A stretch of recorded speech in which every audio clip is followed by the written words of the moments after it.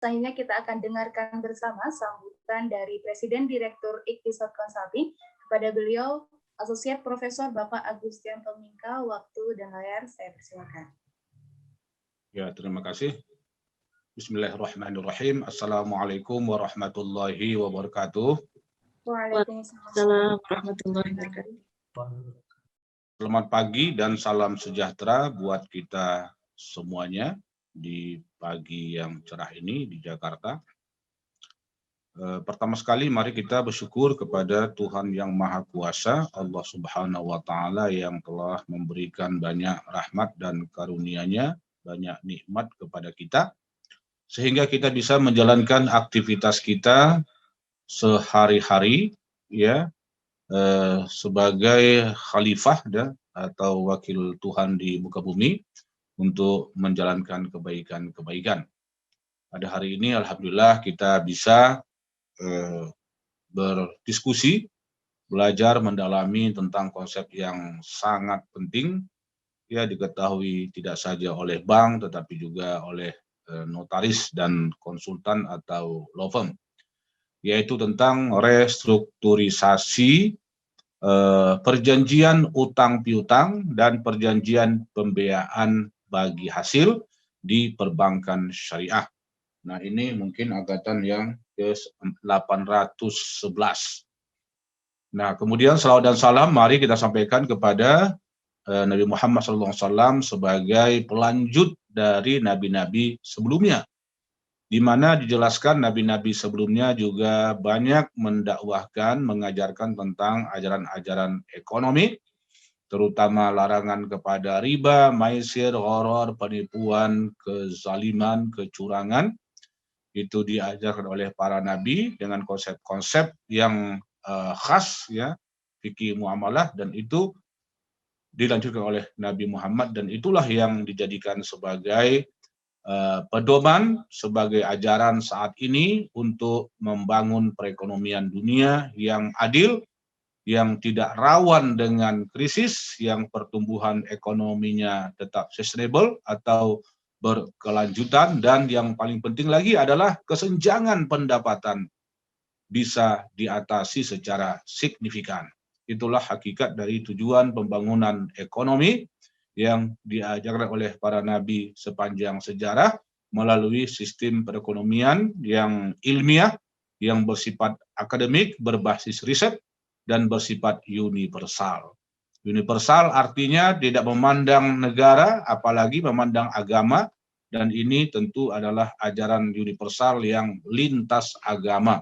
Bahkan yang tak beragama juga seperti komunis atau siapapun, tentu apabila meriset ini secara akademik di kampus-kampus, tentu pastilah penerimaan-penerimaan itu dilakukan oleh semua kampus-kampus. Karena itu banyak sekali ratusan kampus-kampus di seluruh dunia sudah menjadikan kajian ekonomi syariah ini sebagai objek riset yang ilmiah, tanpa memandang agama, tanpa memandang negara. Nah, Bapak Ibu sekalian yang saya hormati, ini bersifat eksekutif karena peserta nanti mungkin ada tambahan, ya, di hari Sabtu ini mengkaji tentang restrukturisasi pembiayaan atau restrukturisasi utang piutang khususnya di perbankan syariah dan lembaga keuangan syariah. Nah, Bapak Ibu sekalian, kemarin kita dengar baru saja OJK juga kembali memberikan nasihat, mengingatkan lembaga-lembaga perbankan untuk memberikan relaksasi, mengaktualisasikan POJK terkait dengan sikap kita di perbankan ini menghadapi COVID, ya, dan ini menguat setelah adanya lonjakan kasus dan disertai dengan PPKM, dan ini tentu 70-80% berdampak kepada ekonomi, ya, terutama usaha kecil menengah, juga bahkan ada yang usaha besar, dan banyak sekali riset-riset yang dilakukan oleh BPS, oleh terutama oleh Bank Indonesia, juga oleh OJK tentang dampak ini PPKM COVID-19 ya terhadap perekonomian khususnya terhadap UMKM. Nah, sampai awal tahun 2021 itu sudah hampir 1.000 triliun yang direstrukturisasi. Berarti hampir 20% atau tepatnya sekitar 18% dari seluruh pembiayaan itu mengalami restrukturisasi, dan ini memang sulit untuk dipaksakan. Meskipun ini menjadi catatan kita adalah bahwa jangan sampai restrukturisasi ini juga dijadikan sebagai alasan untuk melakukan moral hazard, tidak membayar cicilan ya selama masa pandemi yang dibatasi oleh OJK sementara ya, ini adalah perpanjangan dari POJK yang lama. Nah, ini membatasi waktunya restrukturisasi dan relaksasi akan terus terjadi sampai Maret tahun 2022 ya, sampai Maret tahun 2022. Nah, karena itulah kemarin OJK kembali mengingatkan lembaga-lembaga keuangan ya untuk memperhatikan kualitas pembiayaan dan utang piutang nasabah-nasabah perbankan syariah. Nah, Bapak Ibu sekalian, topik restrukturisasi ini sebenarnya adalah topik yang high level sebenarnya, dan ini masuk kepada level advance ya dalam strata atau dalam level-level kajian di perbankan syariah. Nah, sehingga di dunia notaris ini masuk kepada level 6 karena ini ilmunya ini adalah bersifat spesifik ya, bersifat khusus, dan jarang juga direksi-direksi yang piawai dan ahli di dalam menangani restrukturisasi. Biasanya siapa yang berhasil ya menangani dan melakukan restrukturisasi bisa menjadi selalu pasti menjadi direksi, kemudian bahkan dialah yang paling prioritas menjadi direktur utama di sebuah perbankan. Karena ini adalah ilmu yang sangat mahal, ilmu yang memiliki seni-seni tertentu ya, dan kita juga sejak 15 tahun terakhir setiap tahun melakukan training restrukturisasi ini 1 tahun bisa 4 kali, dan lamanya ini rata-rata 2 hari. Meskipun modul yang disiapkan itu untuk 3 hari, tapi nanti itu kita padatkan ya, dan waktunya masuknya jam 8, keluar jam 5, biasanya jam 9 keluar jam 4, tapi ini kalau kita di luar kota ini selalu dipadatkan ya untuk penanganan restrukturisasi. Nah, bagi notaris di masa pandemi dan sejalan dengan berkembangnya akad-akad, ini isunya semakin banyak. Dalam catatan kami dan dalam praktek yang kami lakukan, paling tidak ada 15 isu, dan itu punya anak dan cucu ya setiap satu pertanyaan itu. Nah, kalau di masa lampau sekitar 15 tahun yang lalu itu restrukturisasinya sangat sederhana karena akadnya melulu murabahah.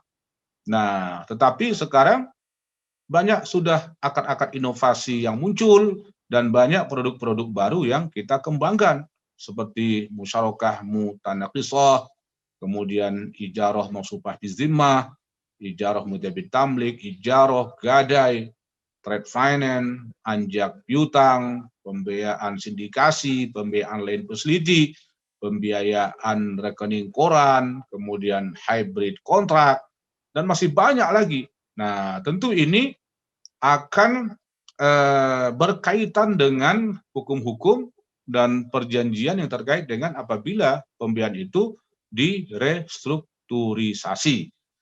Nah, kemudian isu yang lainnya nanti adalah terkait dengan pengikatan jaminan. Nah, bagaimana caranya supaya tidak roya pasang? Apa syarat-syaratnya yang harus dipenuhi oleh lembaga perbankan yang dimintakan oleh notaris? Nah, kemudian bagaimana merestrukturisasi pembiayaan dalam segala akad-akad yang saya sebutkan tadi, ya, termasuk ijarah multijasa misalnya, qad, nah kartu kredit. Nah, ini adalah isu-isu kecil yang tetap muncul di dalam kegiatan restrukturisasi. Nah, bagaimana restrukturisasi murabahah konversi ke musyarakah mutanaqishah, ke IMBT, kapan ke musyarakah mutanaqishah, kapan ke IMBT, dan kapan pula ke musyarakah biasa, kapan berubah menjadi saham. Nah, jadi bisa saja berubah menjadi saham. Seperti kasus Garuda. Garuda itu cukup banyak utangnya. Ya, saya tidak sebutlah. Nah, tapi tak sebanyak PLN. PLN utangnya 500 triliun. Ya. Nah, Garuda itu juga cukup banyak utangnya. Jadi bagaimana merestrukturisasinya? Nah, jadi utang Garuda ke bank-bank yang besar itu menjadi saham. Nah, jadi ada penyertaan bahasanya nanti yang dituliskan di aktanya, ya, dari bank kepada perusahaan. Jadi hanya kasusnya terjadi pada restrukturisasi lah bank itu boleh menyertakan dananya dalam bentuk saham, ya, dan ini juga berlaku di dalam syariah. Nah, tapi ketika kita masuk kepada hybrid kontrak, misalnya musyarakah mutanaqishah, nah ini banyak runtutan-runtutan pertanyaan yang tiada habisnya ketika kita melakukan restrukturisasi musyarakah mutanaqishah. Apakah nisbahnya yang dilakukan perubahan, atau ijarohnya, atau baiknya, ya. Nah, jadi ini karena dia adalah hybrid kontrak, tentu banyak menimbulkan pertanyaan, dan ini sudah banyak kita berikan jawabannya dan solusinya, ya, sejak 10 tahun terakhir. Nah, bagaimana mengharmonisasi nanti akad-akad syariah yang ada dalam fatwa DSN MUI 47 dan 49 kepada hukum positif. Nah, ini juga menjadi isu yang mesti kita kuasai.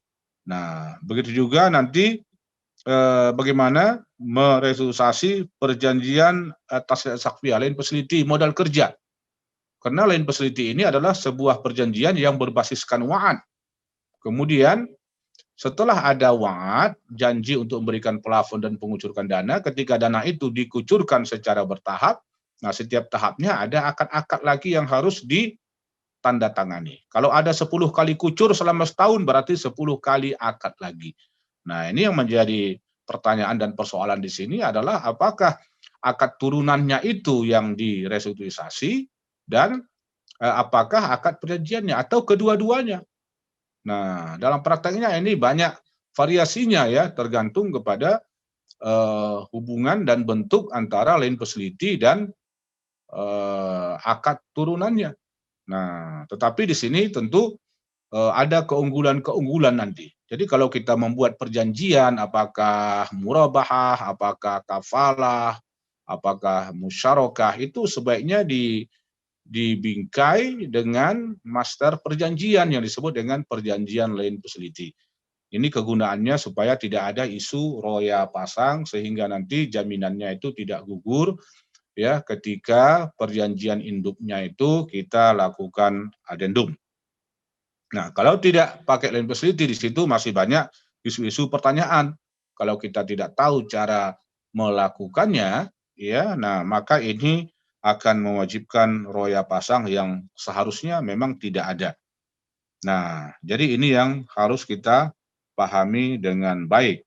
Nah, terkait dengan hybrid kontrak ini nanti itu banyak variasi-variasinya lagi. Nah, ini yang harus kita diskusikan, ya, dan ini yang harus kita bicarakan, termasuk tentang bagaimana restrukturisasi hybrid kontrak pada gadai misalnya, pada pembiayaan rekening koran, dan lain-lain. Nah, jadi banyak kasus-kasus tertentu juga yang sering muncul terkait dengan restrukturisasi ini. Nah, mudah-mudahan kita yang hadir pada hari ini, ya, bisa seksama mengikuti dan mendengarkannya, sehingga nanti bisa, ya, kita menerima, ya, konsep-konsep yang terkait dengan, atau aturan main yang terkait dengan restrukturisasi pembiayaan, khususnya aspek hukum, ya, aspek legal. dan perbuatan perjanjiannya. Nah, makanya nanti di sini harus kita catat dan ingat ada rumus-rumus tertentu berdasarkan matrik. Jadi semua akad-akad itu kita bedah satu persatu dan bagaimana restrukturisasinya, apa ketentuan-ketentuannya, apa yang boleh, apa yang tidak boleh, apa yang seharusnya dilakukan. Nah, nanti juga di sini tentu dia banyak pendekatan-pendekatan filsafat hukum dan inilah tentunya yang akan mengemuka ya menjadi pegangan kita yang dalam syariah filsafat hukum ini masuk kepada wilayah maqasid syariah. Nah, ini. Nah, jadi ada dua mazhab ya nanti di dalam pembedahan kita tentang restrukturisasi khususnya terkait dengan jaminan ini ya ada yang beraliran positivisme dogmatis ya literal tekstual, ada yang progresif yang berdasarkan maqasid syariah ataupun berdasarkan kepada filsafat hukum dan filsafat keadilan itu sendiri. Nah, biasanya ketika kita masuk kepada sudah level falsafi, level falsafat, maka itulah yang menjadi pedoman kita. Sehingga nanti tujuannya ini bisa meringankan ya dan memudahkan nasabah yang sedang dilanda oleh masalah akibat adanya pandemi ya, terdampak COVID. Nah, jadi Bapak Ibu sekalian, ini kita padatkan ya kajian kita ini hanya 1 hari saja dan nanti sampai jam 12 disertai dengan dialog dan tanya jawab. Selanjutnya akan kita lanjutkan lagi 2 sesi pada sore harinya, yaitu dari jam 2 sampai jam 4 disertai juga dengan diskusi dan tanya jawab. Nah, biasanya Bu Agnes Nova yang juga menjadi sering menjadi pembicara juga banyak selalu terlibat ya di dalam kasus penyelesaian pembiayaan bermasalah ya terkait dengan aspek hukumnya. Nah, mudah-mudahan nanti bisa menghidupkan dan menggali atau memaparkan tentang kasus-kasus yang terjadi di masyarakat yang paling sering ya terkait dengan restrukturisasi. Nah, ini perlu kita kaji untuk menyeragamkan dan memastikan jawaban-jawaban akademik yang bersifat yang berbentuk legal ya sehingga kita memiliki pegangan dan dasar yang cukup kuat karena dasarnya juga tentu tidak boleh terlepas daripada undang-undang yang berlaku di Indonesia, baik undang-undang fidusia, undang-undang hak tanggungan, undang-undang jabatan notaris, kemudian KUH Perdata, POJK. Nah, jadi ini juga kita harmonisasi sedemikian rupa sehingga restrukturisasi yang kita laksanakan ini, yang kita lakukan ini bisa berjalan mulus ya tanpa menyisakan persoalan-persoalan di belakang hari.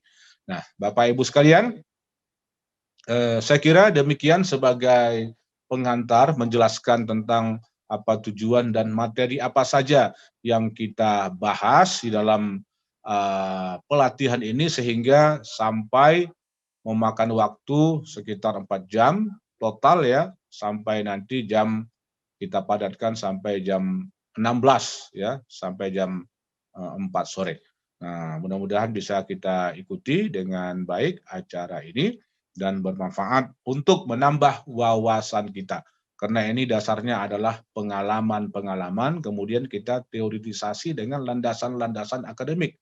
Dengan landasan-landasan ilmiah berdasarkan undang-undang ya sepanjang pengalaman kami dalam menangani banyak sekali kasus-kasus restrukturisasi baik tahun 2006 ya tahun 2000-an dan menguat pada tahun 2014 ya ketika Indonesia mengalami pelambatan ekonomi karena dampak dari pelambatan ekonomi Cina pada saat itu yang biasanya tumbuh 15 tapi tersungkur jatuh menjadi 7% dan ini mempengaruhi perekonomian Indonesia. Nasabah-nasabah kita juga banyak mengalaminya. Nah, dan bersama dengan itu banyak pembiayaan-pembiayaan properti juga yang mengalami masalah dan inilah yang kami tangani di 3 bank besar ya yang yang paling besar macetnya, maksudnya begitu. Ya, nah inilah yang kita lakukan restrukturisasi pembiayaan ya secara komprehensif dan holistik berdasarkan syariah dan undang-undang yang ada di Indonesia. Nah, Bapak Ibu sekalian, saya kira demikian saja sebagai pengantar kajian kita yang cukup panjang dan penting ya, karena ini adalah ilmu yang bersifat khusus ya, jarang juga ya para pakar-pakar yang yang bisa untuk menangani ini berdasarkan pengalaman-pengalaman yang panjang 20 tahun kita kumpulkan dengan dasar-dasar juga ya SOP yang ada di dalam bank, baik bank BUMN, bank swasta, bank BPD, ini kita ramu sedemikian rupa, bahkan juga kita diskusikan ya, kita gabungkan dengan bank-bank asing. Nah, banyak sekali bank-bank asing syariah di Indonesia. Ya, banyak sekali yang sangat pengalaman dan memberikan kasus-kasus baru yang cukup menarik. Ada Bank CMB Niaga, ada Bank Permata, ada Maybank, NISP, Bank Danamon. Saya kira ini cukup banyak mengkayakan kami ya di dalam merumuskan konsep restrukturisasi utang dan pembiayaan perbankan syariah. Nah, saya kira demikian saja.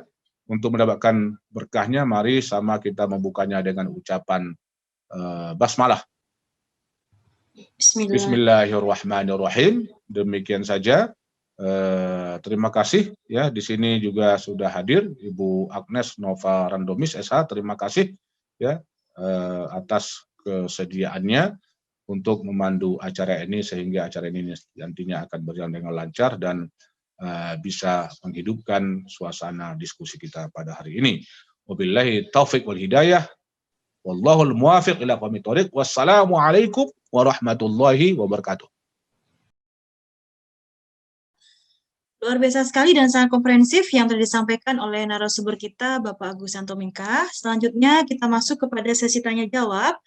Kami persilakan kepada Bapak Ibu peserta yang mau mengajukan pertanyaan di sesi kedua ini bisa langsung menekan unmute-nya atau bisa melalui kolom chat yang sudah tersedia.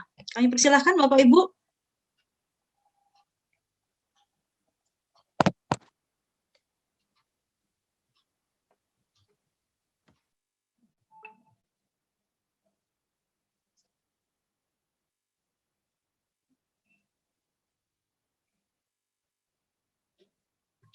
Baik, sambil menunggu pertanyaan dari para peserta, Pak Agus, saya ingin menanyakan Pak yang berkaitan dengan musyarakah mutanakisoh. Waktu itu pembahasannya di level 2 Pak. Nah, karena ini khusus mengenai restrukturisasi, di sini saya mau bertanya nih Pak. Sebenarnya kalau untuk merestrukturisasi untuk akad pembiayaan musyarakah mutanakisoh ini Pak, apakah akad sewa yang di-reschedule Pak Agus ya, itu apakah baik hisab, musyarakah atau ketiganya Pak? Bagi akad sewa yang di-reschedule ya. Terus kemudian untuk musyarakah mutanakisoh ini Pak, dalam reconditioningnya, apakah nisbah yang diubah, apakah nisbah ujroh yang diubah atau keduanya Pak Agus? Mohon penjelasannya Pak. Terima kasih. Ya, karena ini restrukturisasi, ya, maka terjadi di dalamnya rescheduling tentunya, itu nomor satu. Kemudian yang kedua adalah reconditioning. Nah, tadi pertanyaannya kelihatannya mengarah kepada reconditioning, yaitu berbagai macam perubahan. Nah, ini memang ada kompleksitas dan kerumitan di sini pada awalnya, karena ini adalah akad hybrid kontrak. Musyarakah mutanakisoh itu diawali dari akad musyarakah. Kalau musyarakah berarti ada nisbahnya, nisbah keuntungan. Kemudian yang kedua adalah akad ijaroh. Kalau ada akad ijaroh berarti ada sewa di sini ya, sewa. Nah, bisa review ujroh. Nah, kemudian yang ketiga ini terkait dengan seberapa besar perubahan pembelian porsi. Nah, seperti itu. Nah, kemudian tadi terkait dengan perubahan nisbah. Nah, inilah kalau tidak berdasarkan pengalaman, maka ini semacam membingungkan. Nah, kira-kira seperti itu. Padahal ini sebenarnya tidak. Nah, jadi pertama, kalau kita melihat fatwa DSN MUI tentang review ujroh, maka ujrohnya lah yang diubah. Ya, review ujroh itu artinya meninjau kembali ujrohnya. Nah, berapa besar ujroh yang dilakukan perubahan. Nah, biasanya misalnya ujrohnya itu 20 juta. Kemudian setelah dianalisa ulang, kemampuan nasabah ini betul-betul ternyata hanya 5 juta. Nah, maka ujrohnya itu adalah 5 juta. Nah, kemudian dari 5 juta itu berapa persen digunakan untuk berapa persen untuk bank, berapa persen untuk nasabah. Nah, jadi kalau secara praktis kita seperti itu. Nah, ini bisa berubah nisbah, bisa juga tidak. Nah, tapi idealnya ini memang tidak berubah nisbah. Jadi nisbah itu bisa tidak berubah karena yang berubah itu adalah ujroh. Nah, jadi dari ujroh yang sudah kita rumuskan dari 20 juta menjadi 5 juta. Kemudian dari 5 juta itu mau berapa bagian dapat bank. Nah, kalau misalnya nasabah banknya mempunyai kebijakan, ya ini nisbahnya juga bisa berubah. Nah, jadi misalnya selama ini 80-20, ya, kemudian bisa berubah jadi 5-95. Nah, jadi 5 untuk bank, 95 untuk nasabah. Nah, kira-kira seperti itu. Atau sebaliknya ya, sebaliknya. Jadi bisa 95 itu untuk bank, 5 untuk nasabah. Atau kalau ujrohnya terlalu jauh loncatnya dari 20 juta ke 5 juta, nah padahal dari 5 juta itu awalnya itu 10 juta. Nah, misalnya dari 20 itu pokoknya 10, marginnya 10. Kemudian nasabah ini memang betul-betul tiarap bisnisnya. Sehingga kemampuannya hanya 5 juta. Nah, bisa juga dipandang itu sebagai margin saja.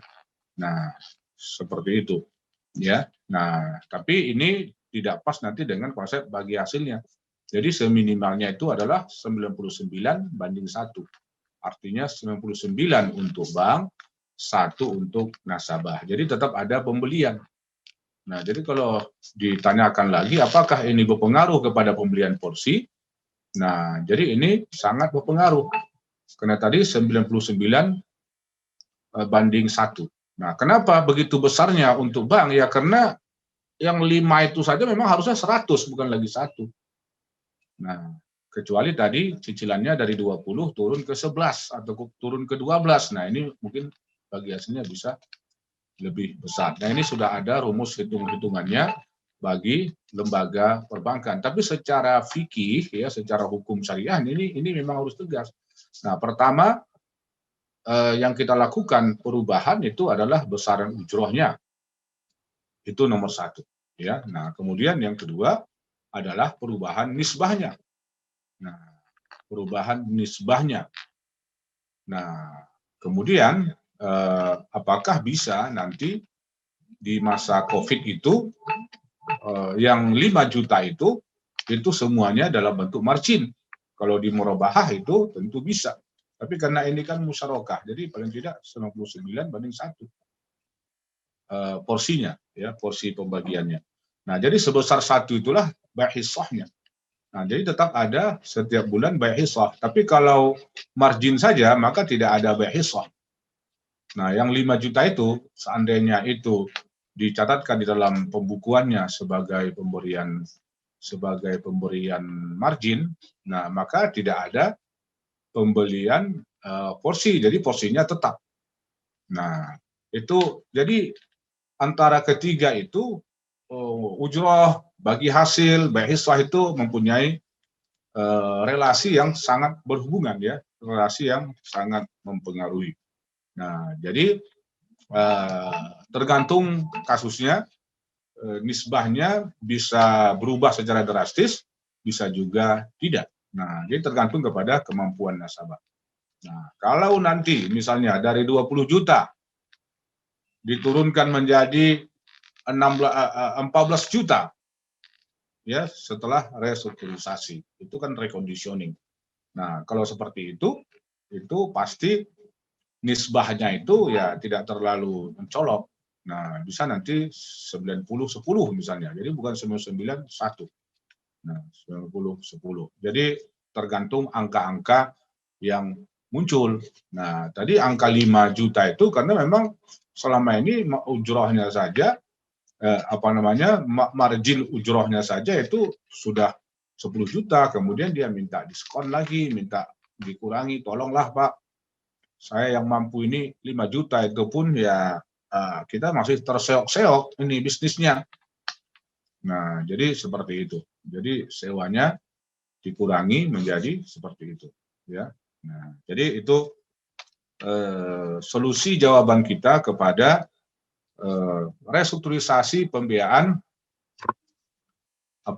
musyarakah mutanaqisah. Nah, inilah bedanya dengan murabahah. Kalau murabahah tidak boleh dilakukan perubahan pokok dan margin, kecuali di adendum akadnya berdasarkan konversi tadi.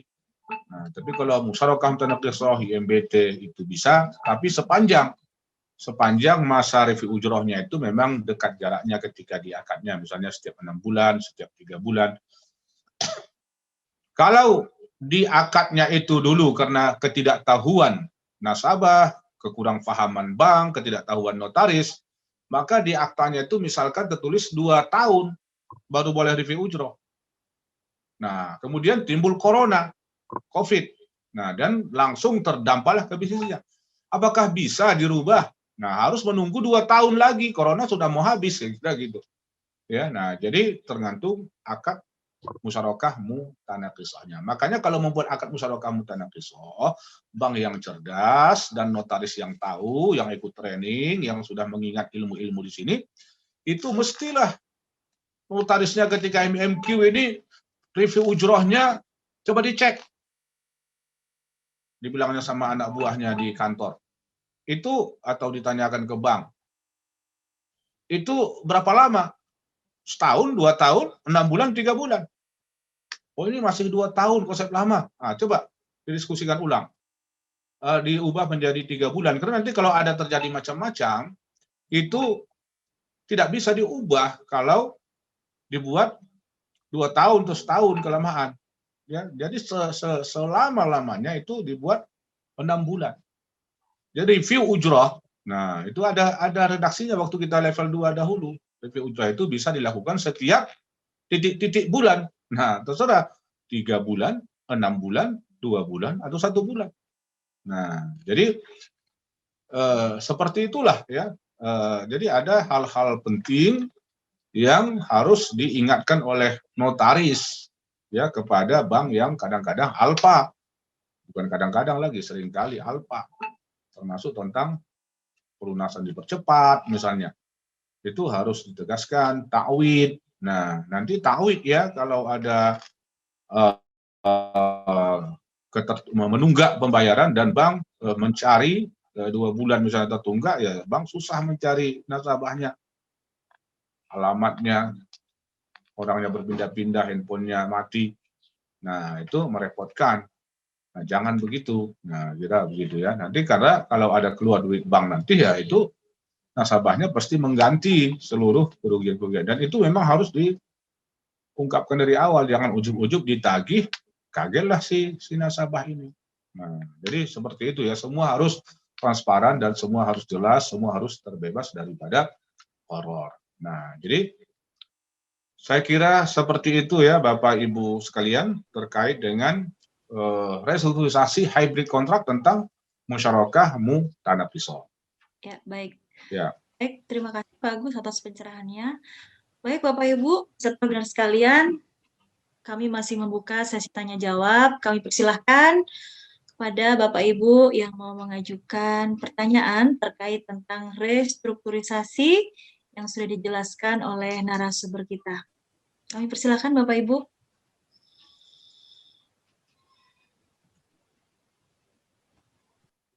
Saya izin bertanya, bisa? Ya, Ya, silakan. silakan Bu. Terima kasih Mbak Agnes. Ya, Ibu ya. Siapa dulu? Saya Ibu. tahu siapa. Ibu ya siapa? silakan. Ibu. Silakan. Ya, Assalamualaikum warahmatullahi wabarakatuh. Waalaikumsalam. Ya, mohon maaf kemarin Pak Agus saya WA berkaitan dengan apa itu ada video atau YouTube itu Oh yang iya. ya mengenai isu itu. Nah, mungkin yang saya perlu mungkin penjelasan sedikit, tadi sudah agak disinggung mengenai tentang pelunasan dipercepat. Kalau nggak salah dengar saya waktu ada di level berapa itu juga Pak Agus sudah menyerangkan bahwa kalau ada pelunasan dipercepat itu ada memang harus didiskon atau gimana, tapi ada kemungkinan memang tidak dibahas lebih detail, hanya ya pokoknya udah tahu sama tahu gitu. Apa gitu makanya waktu itu pas kalau di akad seperti itu. Nah ini sebenarnya antara kasus yang kemarin sampai membuat nama Bank Syariah tidak bagus itu mungkin sedikit mungkin bisa dijelaskan sehingga saya mungkin agak bisa ada gambaran.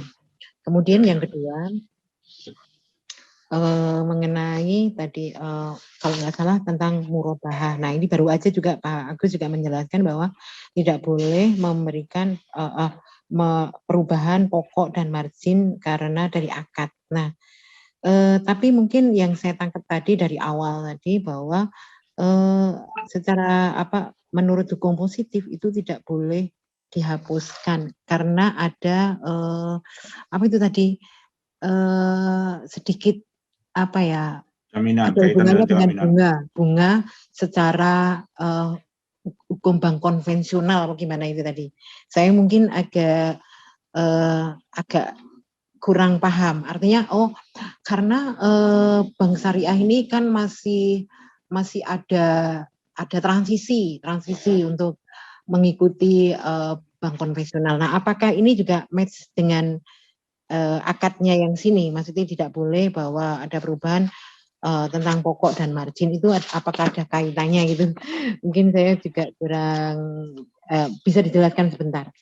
Kemudian yang ketiga sedikit mengenai tadi mungkin sekilas mungkin pemahaman saya tadi yang seret itu tadi videonya itu untuk IMBT itu untuk penjadwalan kembali atau rescheduling, kemudian persyaratan kembali itu record dining ya. Kemudian tidak ada itu roya pasang, kemudian cukup adendum dan sebagainya. Nah ini mengenai akad-akad seperti ini memang ya sepertinya kan memang ini pengertian saya mungkin memang tidak ada pengalihan toh Pak, kan cuma karena ada kondisi COVID kemudian si nasabah ini tidak kondusif untuk membayar dan sebagainya sehingga ada penjadwalan ulang sehingga tidak ada memang roya pasang, kan masih tetap aja di situ, jadi tidak ada penggantian bank atau mungkin berbeda, maksudnya ada kreditur, pengalian debitur, ada pengalian bank dan sebagainya nih. Jadi tetap masih di situ, cuma ada di penjadwalan ulang dan sebagainya. Hanya itu kayaknya mungkin penangkapan saya seperti itu. Mohon pencerahan Pak Agus supaya saya lebih mantap untuk dikit-dikit bisa mengenal syariah lebih. Terima kasih Pak Agus. Assalamualaikum warahmatullahi wabarakatuh. Waalaikumsalam. Silakan Pak Agus. Ini dari Bu Diah tadi ya? Bu Diah, Pak. Ya, ini bagus pertanyaannya dan sudah banyak video-video ya. yang beredar, termasuk dari Hamka, Yusuf Hamka belakangan, dan dari Ustadz dan kajian. Tapi tidak satu pun dari semua penjelasan itu yang memberikan solusi yang tuntas. Ya. Ya, dan tidak satu pun pakar di Indonesia ini yang bisa membedah akar masalahnya. Cocok.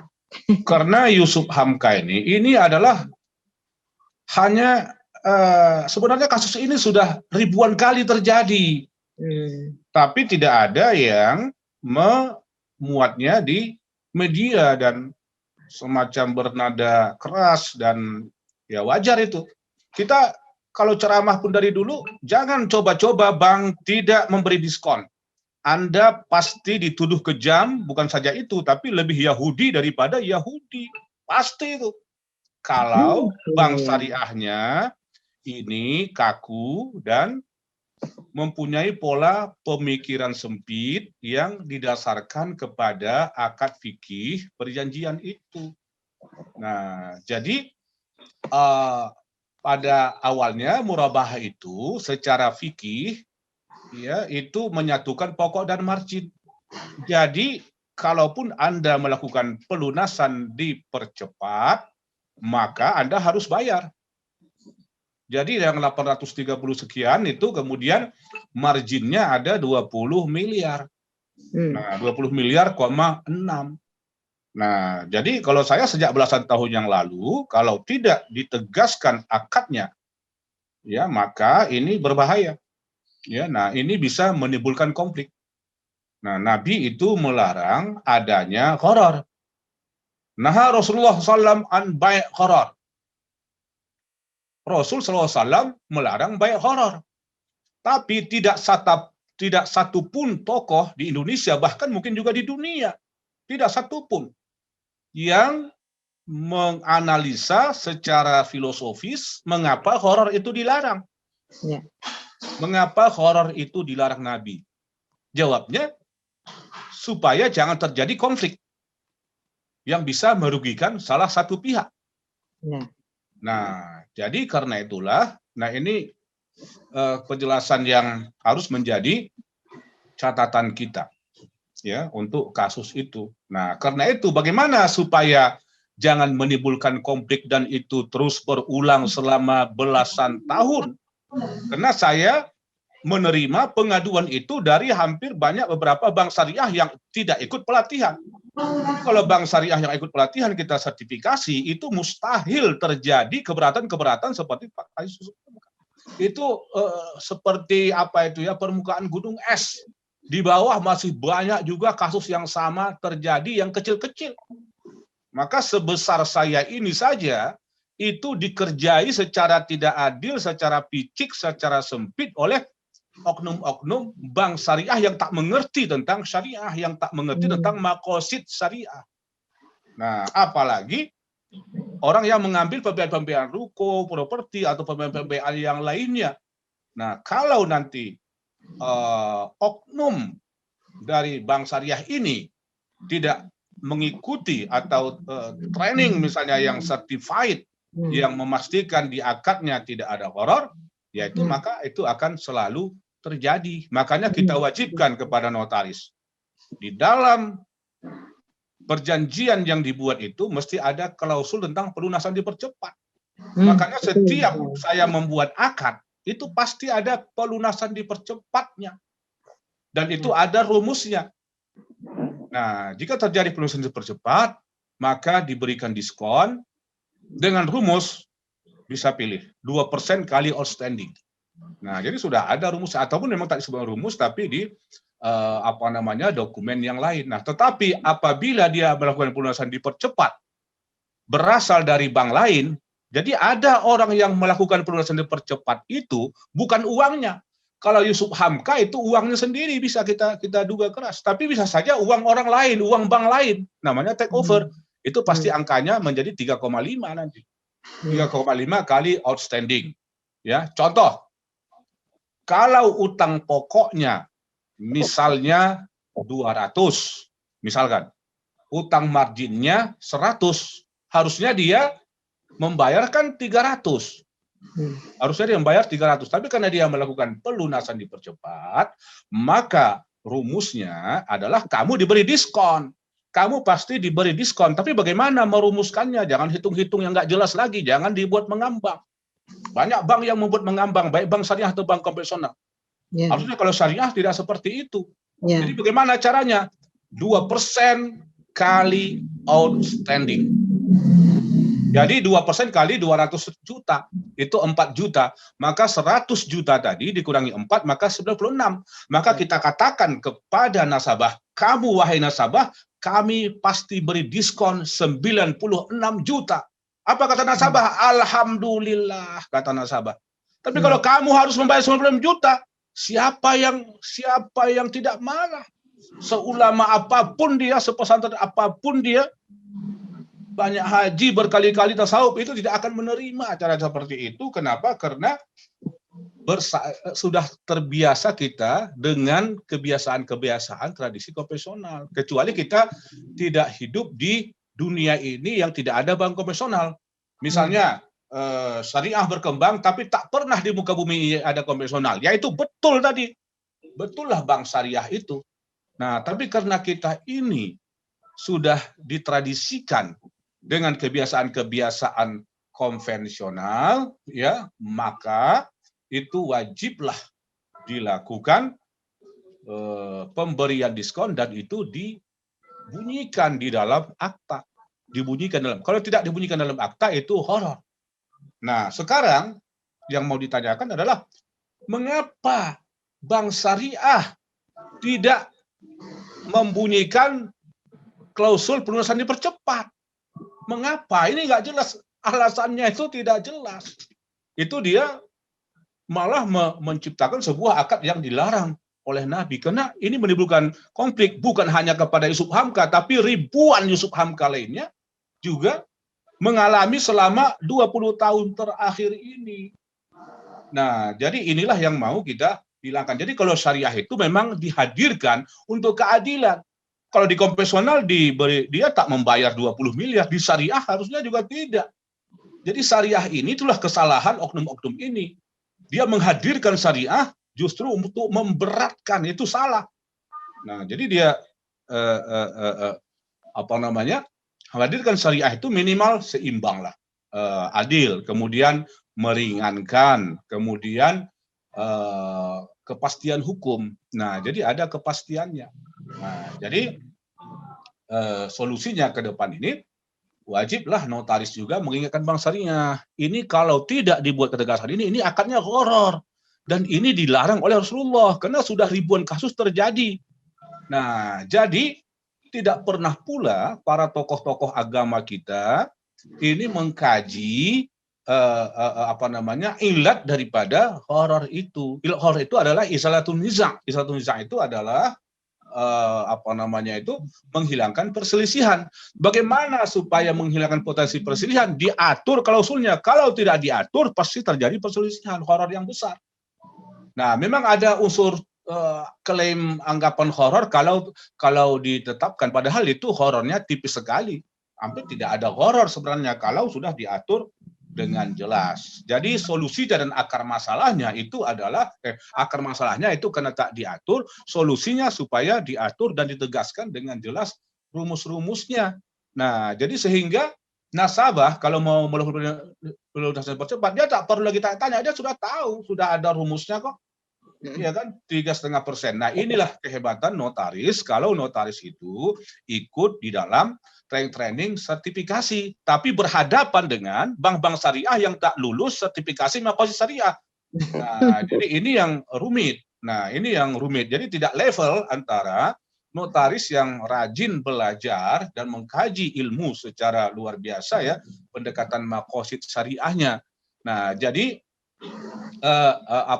secara fikih memang harus dibayar, tapi karena situasi yang berbeda, apabila kita bayar ini akan muncul klaim memberatkan, dan itu memang betul-betul lebih zalim nanti, walaupun secara syariah itu secara fikih, ya, bukan secara syariah, ya, secara fikih sempit formal itu memang harus dibayar yang 20 miliar.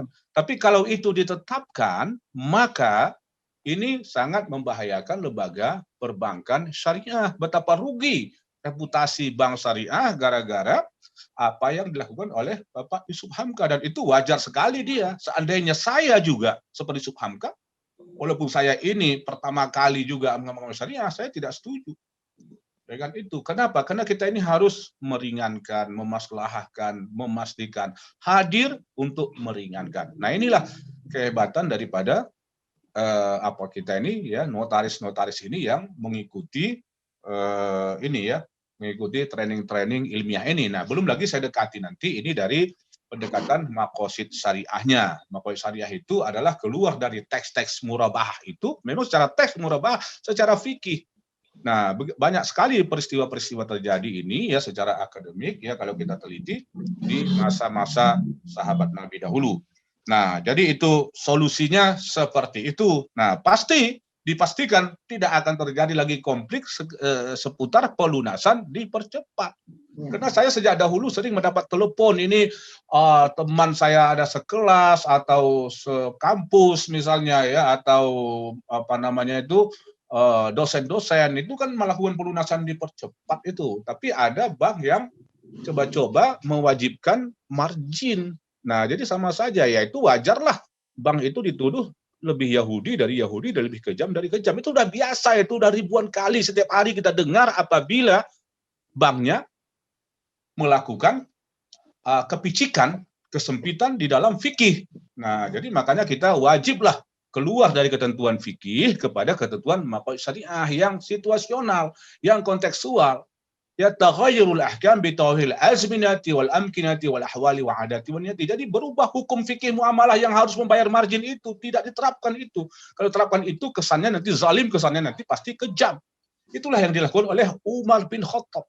Jadi banyak teks-teks keagamaan yang diloncatinya yang apa namanya ini berdasarkan kemaslahatan ya, maka dilakukanlah apa namanya itu keluar dari ketentuan-ketentuan yang bersifat fikih. Nah, kemudian tentang murabahah, ya. Nah, ini karena tadi saya baru saja mendengar ada banyak video, ya, dari Pak Dedi pada awalnya memang seperti itu, kemudian kedua minta maaf, tapi masih mengambang semuanya, ya. Jadi masih mengambang semua para pakar-pakar ini masih mengambang. Karena itulah makanya saya ini apa namanya mengkoneksi program pascasarjana, ya, program Doktor Ekonomi Islam UIN. Kemudian ASBISindo, Asosiasi Bangsa Indonesia, kemudian Komite Nasional Keuangan Syariah. Ini adalah lembaga-lembaga yang paling top ya di Indonesia sekarang, Komite Nasional Ekonomi Keuangan Syariah. Nah, untuk membincangkan ini dan memberikan masukan kepada bank syariah. Nah, karena saya juga adalah lama sekali menjadi advisor bank syariah dan menjadi penggerak utama perbankan syariah dan menjadi apa namanya itu akademisi yang nomor 1 mendirikan program studi bank syariah 97 di Indonesia, itu pertama saya yang mendirikannya. Nah, jadi karena itulah kita mempunyai kepentingan yang sangat urgen ini ya untuk melakukan perubahan-perubahan ke dalam. Nah, itu nomor 1. Nomor 2 tadi tentang murabahah, maksudnya begini, ini saya klarifikasi. Hukum dasarnya fatwa MUI ya, ini kalau murabahahnya tidak dilakukan adendum dan konversi, tetap murabahah, tak boleh merubah pokok dan margin.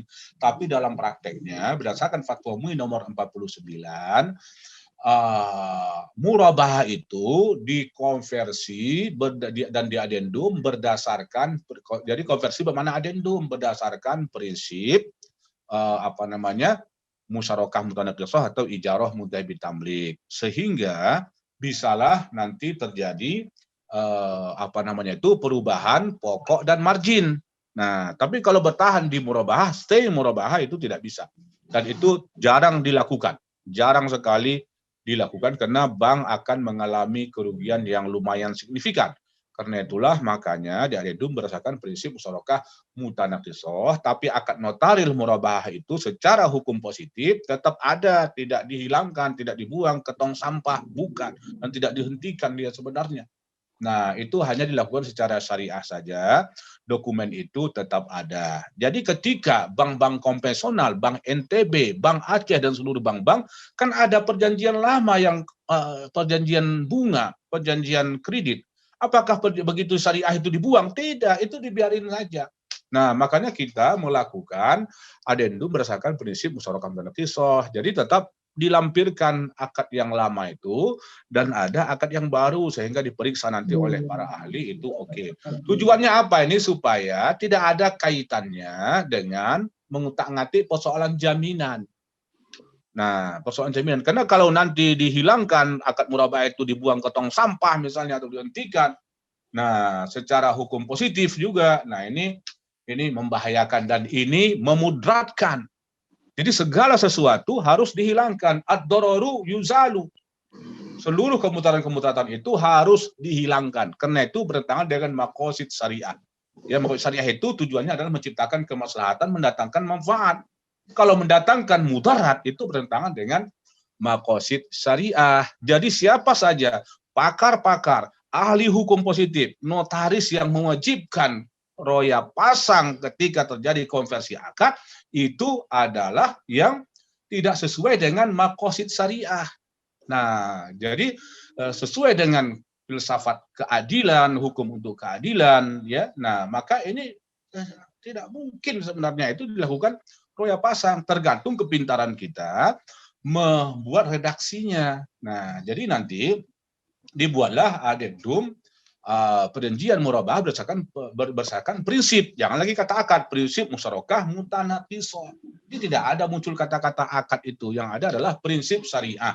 Prinsip syariah itu bermacam-macam, ada murabahah, ada musyarakah, ada ijarah mudzabi tamlik, dan adendum ini merupakan satu kesatuan yang tak bisa dipisahkan dengan akad semula. Satu kesatuan, jadi bukan dihilangkan. Kalau satu kesatuan berarti masih menyatu. Nah, tapi dalam pandangan fikih yang sempit tadi, ya, apalagi pengacaranya dari orang ahli fikih dan tidak pakai maqasid syariah, ini bahaya. Ya, nah, jadi inilah perlu ada pelatihan-pelatihan, kemudian penjelasan-penjelasan yang tuntas dalam perspektif ilmu maqasid syariah. Jadi ini yang perlu kita sosialisasikan. Jadi kuncinya adalah belajar dalam high level dengan konsep maqasid syariah. Nah, jadi maqasid syariah ini memang levelnya 10 untuk notaris. Nah, tetapi tidak apa. Dari sekarang ini ya kan sudah level 6 ini itu sudah mulai kita kembangkan. Nah, jadi itu yang kedua. Kemudian yang ketiga tadi ya ini sudah pastilah ya IMBT, MMQ. Nah, jadi apabila ini mengalami masalah, mau kita restrukturisasi, makin tidak ada isu roya pasang, karena tidak ada perpindahan kreditur di sini. Yang ada hanya adendum. Masa di adendum di roya pasang, ya janganlah diberatkan nasabah, memang sesuatu yang tidak menjadi kewajibannya. Nah, nanti kalau nanti pembiayaannya itu 5 miliar, misalkan, yaitu ada biaya negara pendapatan bukan pajak yang harus dibayarkan secara berganda lah. Dulu kan sudah, tapi karena dia melakukan restrukturisasi, maka dia harus membayar paling tidak 11 juta. 11 juta di saat dia dalam terpuruk karena COVID dibebankan. Inilah kepicikan yang terparah yang terjadi di kalangan sebagian kecil dari pengacara-pengacara kita yang tidak paham tentang maqasid syariah. Nah, inilah yang harus kita luruskan itu. Nah, jadi kemustahilan atau ketidakmungkinan diterapkan roya pasang, ya jangan kita mencari-cari alasan untuk di roya pasang dalam restrukturisasi. Nah, jadi saya kira seperti itu ya, Bu Diah.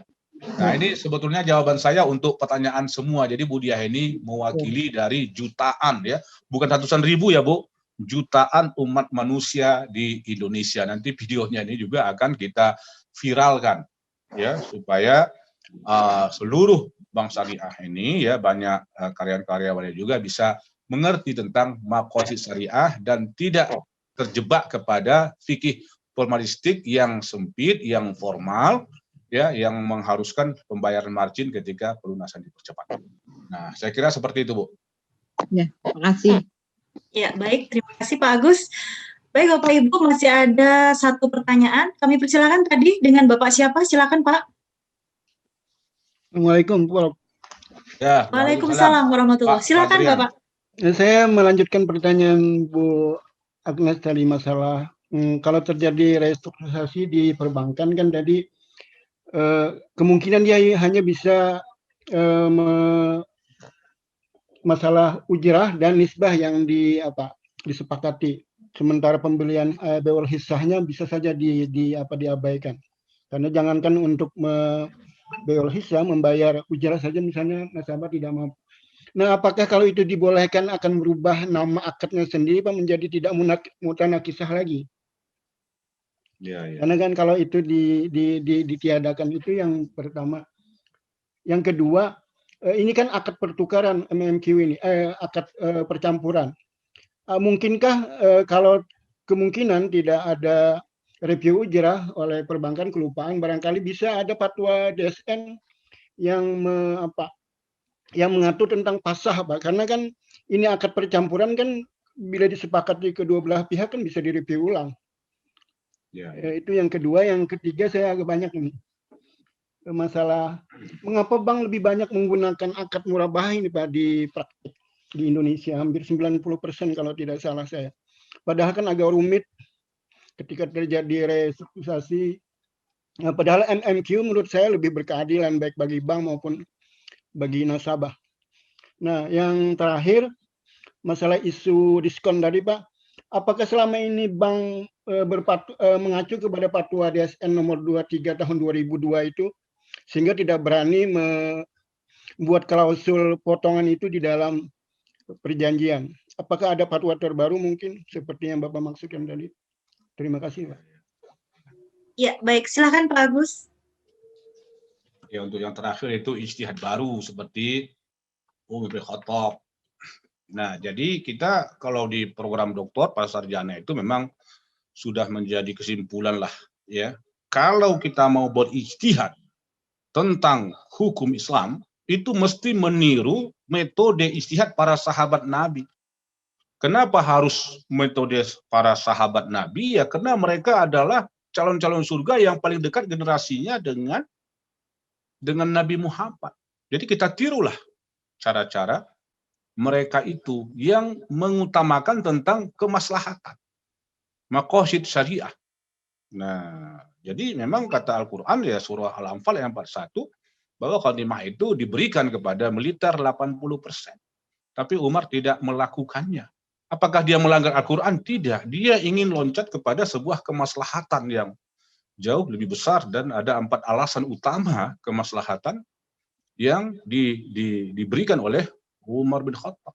Begitu juga tentang kasus tidak memberikan zakat kepada mu'alaf, tidak memotong tangan pencuri ya.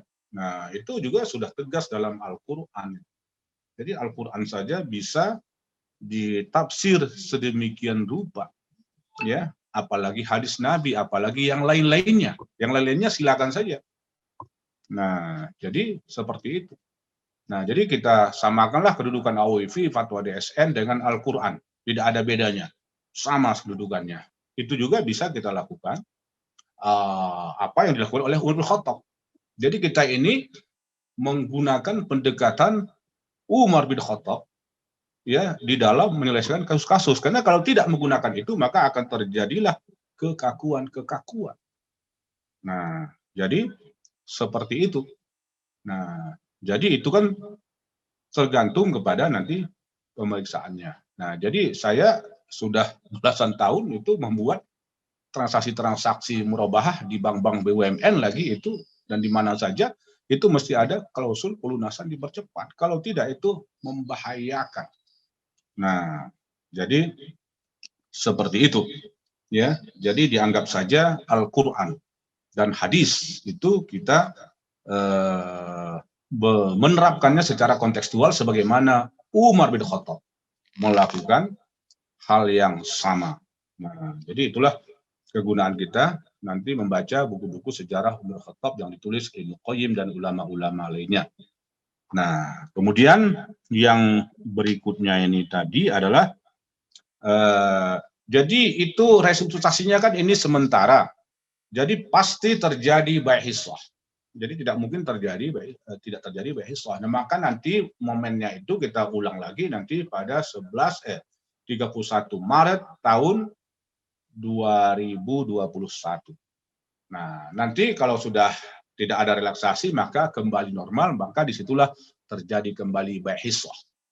Nah, tapi kalau terus COVID ini melanda, nanti bai' hissahnya itu bisa makin kecil, makin bertahap ya, sedikit demi sedikit. Tapi bisa saja kita atur.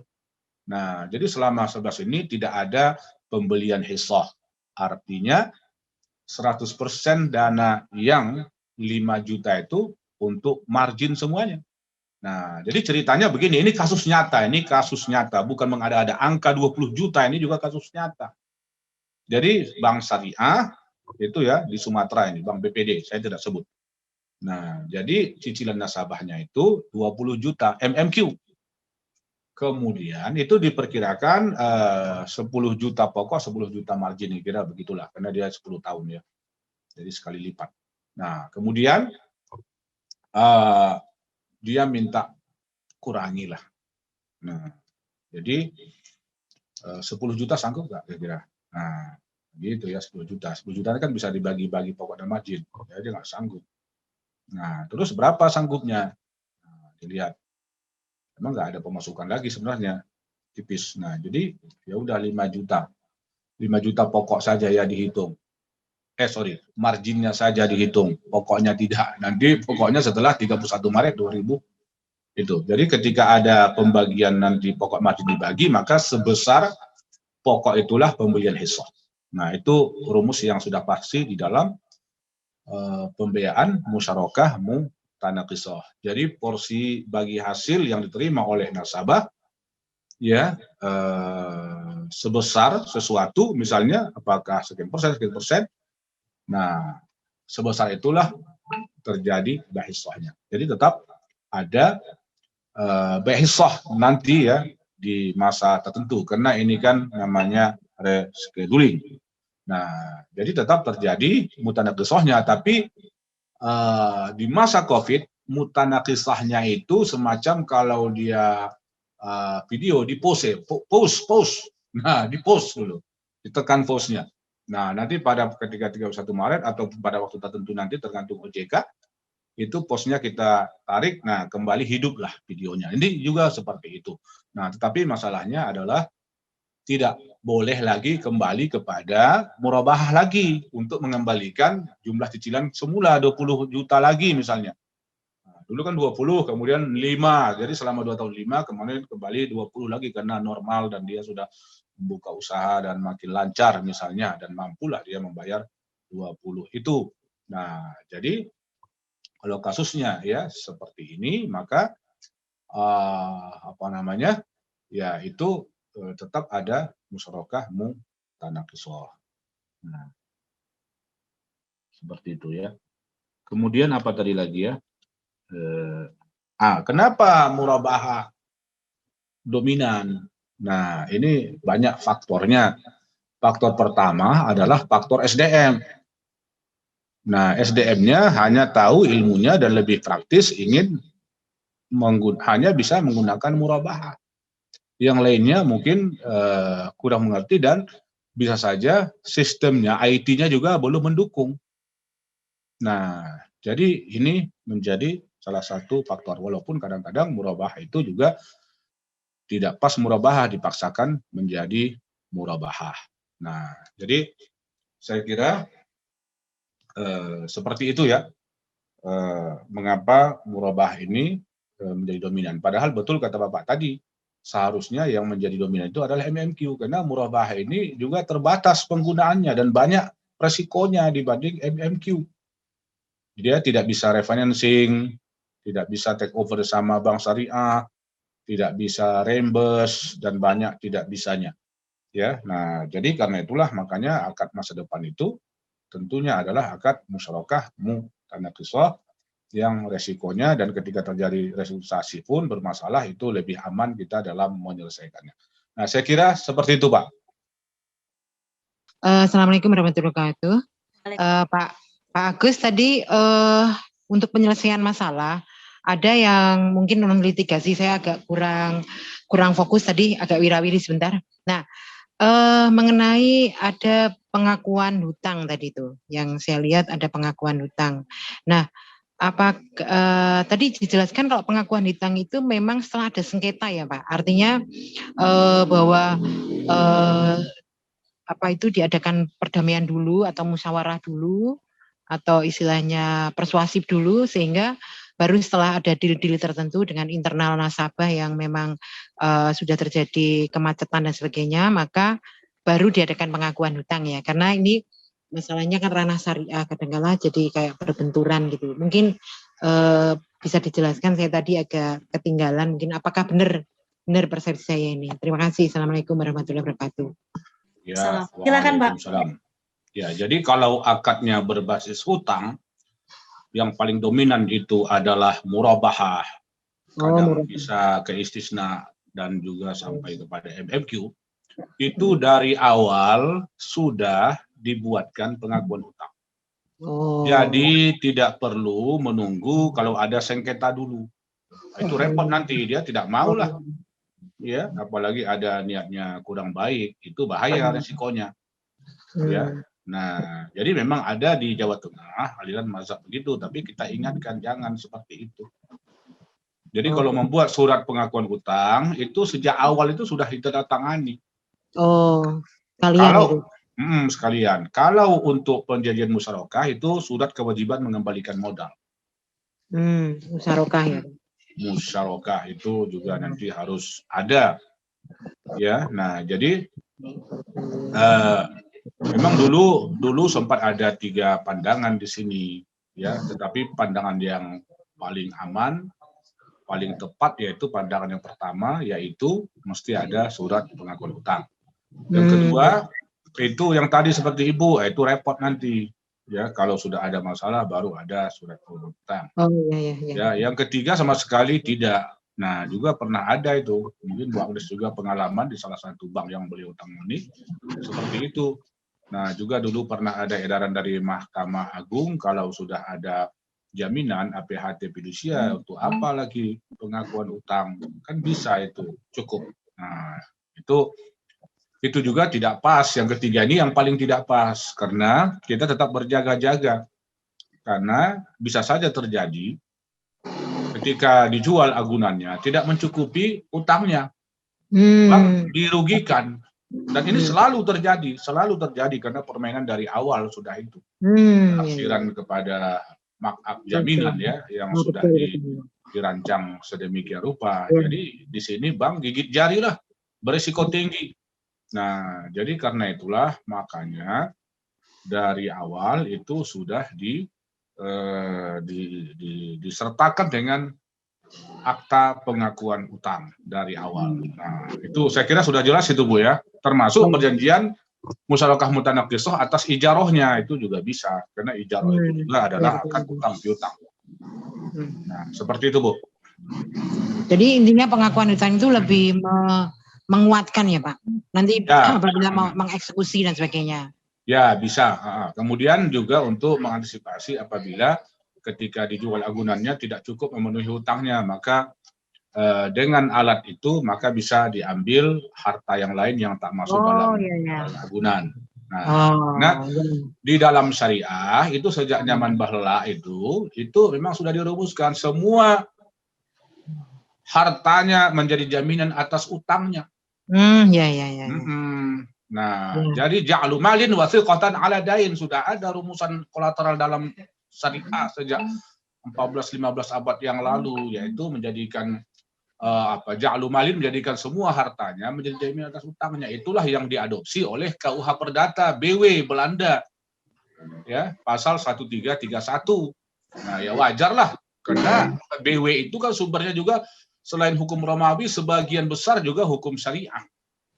Ya, ketika Napoleon Bonaparte ke Mesir dan minta kepada Ustadz Sarqawi untuk dibuatkan draft KUH Perdata BW, itulah yang menjadi hukum Perancis.